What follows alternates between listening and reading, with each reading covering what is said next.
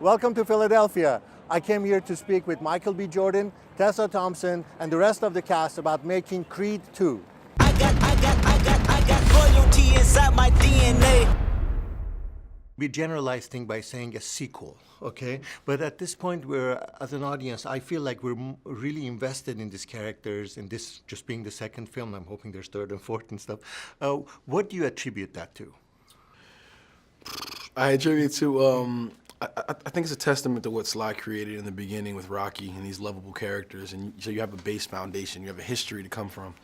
And now when, Ryan Coogler comes along and we create a different perspective and a different character, with his own, wants and flaws and his own journey that he wants to go on, I think people can sink their teeth into him, and really care about him and, the relationship that he created with Bianca and his relationship that he has with Rocky, and they want to see what happens with this young champ, who I think Rocky sees a lot of himself in Adonis, and I think the people see a lot of, Rocky and Apollo inside of Adonis as well.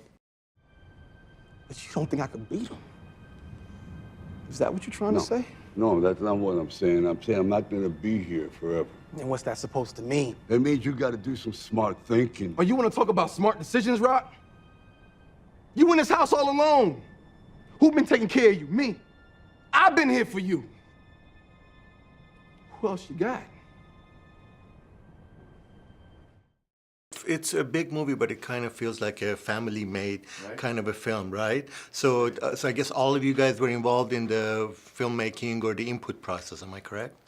Well, yeah, I started with a great script. I mean, they wrote a terrific script, very clever. How do we bring Drago back without making it like a bad '80s kind of takeoff?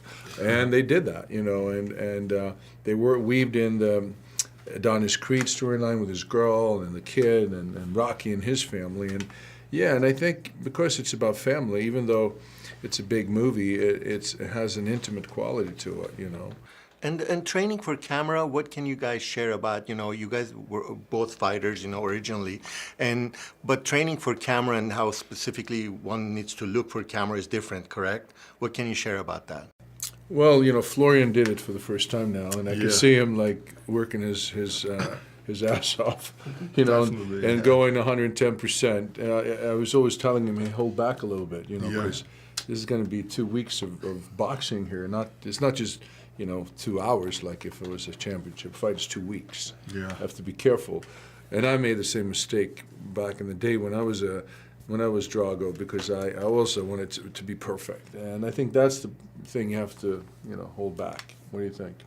Yeah, the thing is, you get those advices, right? And Dolph was telling me and kept telling me, hey, don't gas out, take yourself back a little bit. The problem is only because, once you get into the ring, the adrenaline kicks in, and you want to show off. It's like all the time of preparation, 3 or 4 months, and now it's like a real fight. Like now it's time to show what you trained for, and the adrenaline kicks in, and you want to show all the people and the camera and the extras that I'm the man, I'm the champion here, right? So it was pretty tough, because then you also have to focus on your acting. The emotions come to the table. There's genuine on-screen chemistry between you and Michael. What do you guys do? What is the key in there that makes that work? I don't know. We have a tremendous amount of mutual respect. We just love each other. I don't know why. I don't know how that happens. I don't even know what chemistry is. It's like a weird thing about humans. Why do we like each other? I don't know.